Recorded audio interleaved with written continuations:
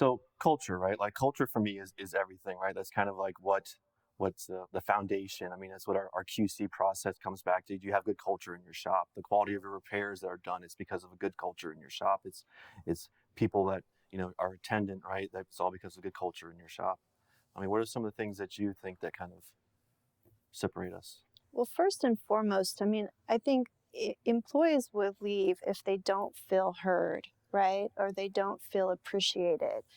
So, a lot of what we do is having conversations when we're going to buy equipment or do certain things where we get buy in from the team, right? And, through different training opportunities, it's often the case that they know better than I do or someone else does, and they're going to be using and they're going to be they're going to be in that space. So getting their input and their buy-in and encouraging them to have a voice, I think is very important.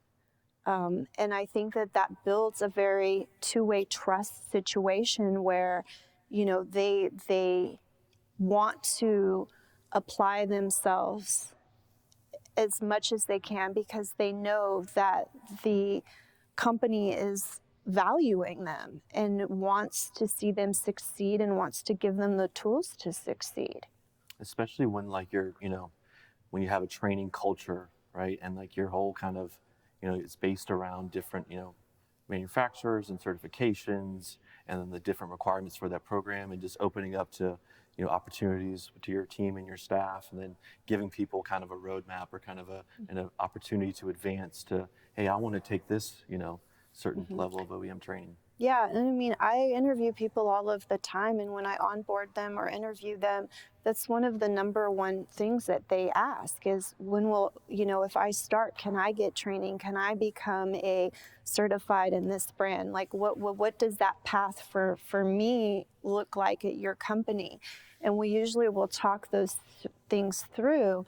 And, I often learn that, they were promised those things somewhere else, and that company never saw through with those. And, I think as an industry, we need to recognize that because people do, want to feel valued. And what we do is very important, and mistakes, training people to not make mistakes and put our customers at risk is important. And employees feel that, and they want to work somewhere where I think that those things are highlighted. Yeah, for sure. And then also too, like with the benefits package that we offer. So it's important to us to, to be able to offer, a good package, not just for new employees, but also for people that are there now, right? Like we want them to have like really good health coverage. So, we take care of more than probably than our competition does. But that's something that's important to us to make sure that our team and our staff have the opportunity and kind of just to, we encourage them to go do their physicals. We say, hey, go do your 6 month, dental cleaning, that kind of stuff. It means a lot. It does. I mean, they're part of your family. You would do that with your kids or your parents, right? So you should do that with your employees. And I think, it's more than that. It's, giving them financial tools. We had recently a financial seminar where we brought in a credit union to talk to everybody about opening savings accounts and, giving them tools so that they can be successful in and out of the workplace, right? I also think, work-life balance is important, and, having flexible schedules and having schedules that promote women in the workplace are important. I mean, parents, dads, moms should be at their kids' graduation or at a parade or whatever they feel is important, right? And they shouldn't feel like they're going to lose their job or make a choice between family and work. You have to find a way. And so we have a great way of doing that. Like we have teams, and the team steps up to cover when someone needs personal time off. And I, to date, have never denied anyone. It's an Yeah, important part of who we are. that's cool.